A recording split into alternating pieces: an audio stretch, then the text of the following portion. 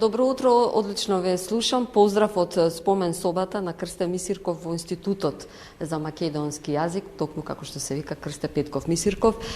Денеска, 21 февруари, се одбележува меѓународниот ден на мајчините јазици. Во 1999 година на Генералната собрание на УНЕСКО е донесена една резолуција да се одбележува светскиот ден, меѓународниот ден на мајчините јазици, се со единствена цел зачувување на јазиците.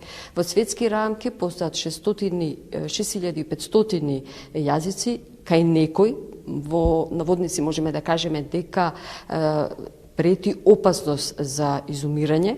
Меѓутоа, ние ќе разговараме токму и на мајчините јазици во светски рамки, што значи буквално мајчин јазик, со професор доктор Борче Арсов од Институтот за македонски јазик Крсте Мисирков. Добро утро. Добро утро и добро дојдовте во Институтот за македонски јазик. Еден убав ден, имаме одбележување на светските јазици. Некако во два дела ќе го насочиме прашањето.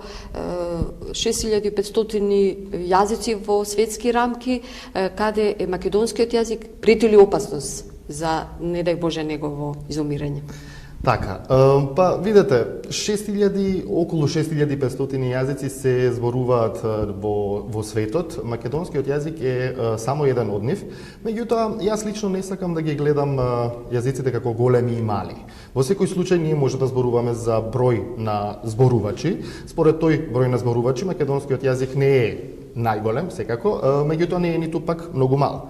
Ако зборуваме за опасност од изумирање, апсолутно не можеме да зборуваме за нешто такво, но можеме да кажеме дека за македонскиот јазик, како и за секој јазик, без разлика дали е мајчин, без разлика дали е втор, трети, така натаму, треба да постои нега и грижа од секој негов зборувач.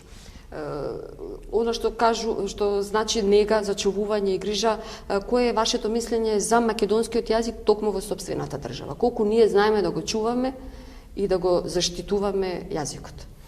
Така, колку и да сакаме да потенцираме дека зачувувањето, односно негата на македонскиот јазик е задача, должност на секој поединец зборувач на македонскиот јазик, и тука не мислам само на македонците, туку воопшто на сите зборувачи, сите корисници, ако можам така да се изразам, на македонскиот јазик. Но постои и едно друго скалило, значи една институционална, системска, да кажам, грижа, а тоа е нормално од институциите, но и повисоко од самата држава.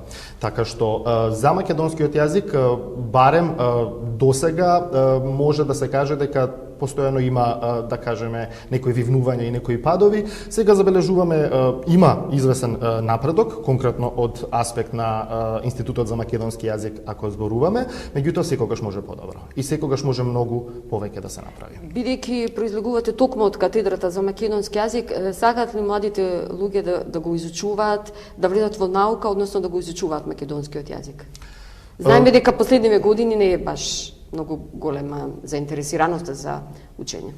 Така, последниве неколку години да, меѓутоа последната учебна година навистина има фина, убава бројка од запишани студенти, според она што го знам од информациите од моите колеги од Филолошкиот факултет во Скопје, но и на другите универзитети во државава.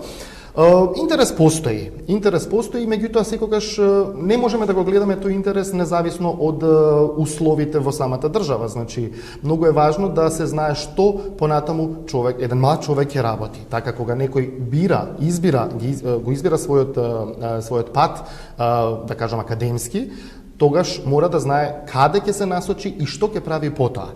Ако државата нуди вработување за оние идни македонисти, тогаш тие несомнено ќе бидат во поголем број. Во грижата и заштитата на јазикот, можеби секогаш прашуваме ние новинарите, а многу и грешиме, бидејќи ги употребуваме многу интернационализми, многу англизми, србизми и така натаму.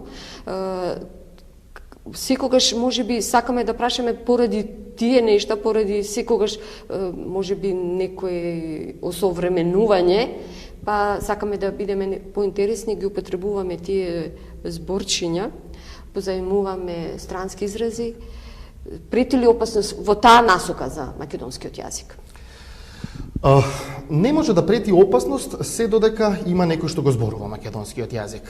Сега, ние во науката за јазикот зборуваме за стилистика, за различни стилови каде што се користат различни форми на македонскиот јазик. Но, она што вие го споменавте, а тоа е новинарството, така, во новинарската фила, таму е чисто, значи кристално јасно дека мора да се користи стандардниот македонски јазик.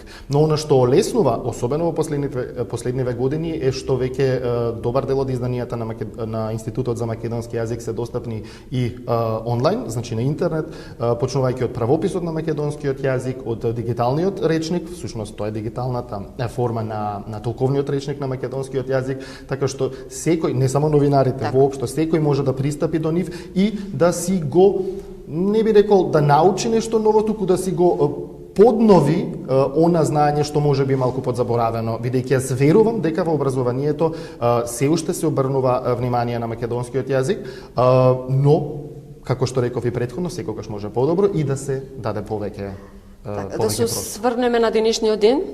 Во институтот во 11 часот ќе има одбележување по повод меѓународниот ден на мајчиниот јазик. Вие ќе го одбележите во чест на Гоце Делчев, 150 години од неговото раѓање. Впрочем, ќе додат и ученици од низа училишта кои што го носат неговото име. Така, особено ни е драго. Најпрво во Институтот за македонски јазик овој ден, меѓународниот ден на мајчиниот јазик, се чествува, ми се чини веќе 7-ми пат. Така што веќе станува една традиција и она што исто така станува традиција и што ни е многу драго е дека постојано имаме млади учесници, млади гости, тоа се од основните и од средните училишта на територијата на град Скопје најчесто, а годинава по повод другиот јубилеј 150 години од раѓањето на Гоце Делчев, гости, учесници ќе ни бидат учениците од 4 општински основни училишта кои што го носат името на Гоце Делчев. Овие 4 училишта се всушност на територијата на Скопје и Скопско.